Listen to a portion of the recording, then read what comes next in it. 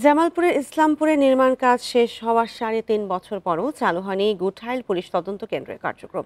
দীর্ঘদিন পরে থেকে নষ্ট হচ্ছে ভবনটি, চুরি গেছে বেশ কিছু মালামাল। স্থানীয়রা বলছেন তদন্ত কেন্দ্রটি চালু হলে চরাঞ্চলে কমবে অপরাধ।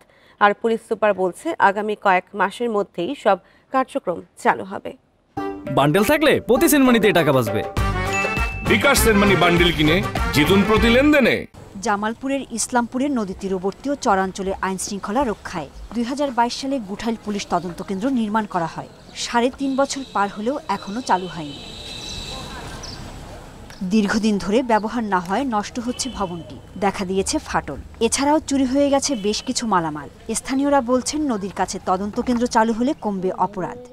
নদীর মধ্যে ডাকাতি, এটা পুলিশ অতি দ্রুত আসলে কমবো, জুয়া কমবো। যারা ঠিকাদার ছিল তারা একবার নিম্নমানের কাজ করছে, তারপর আপনি মনে করেন বিল্ডিং দ্বারা এখন অনেক দুর্দশা, বেহাল দশা।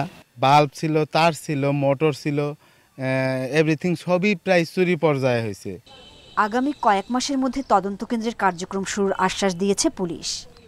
আগামী ২-৩ মাসের মধ্যে আমরা এই তদন্ত কেন্দ্রের সামগ্রিক কার্যক্রম পরিচালনা করব। এখানে আমাদের জনবল ইনশাল্লাহ দিয়ে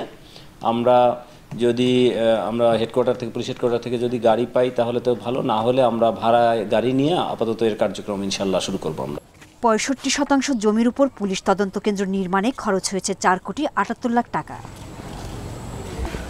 ইন্ডিপেন্ডেন্ট নিউজ।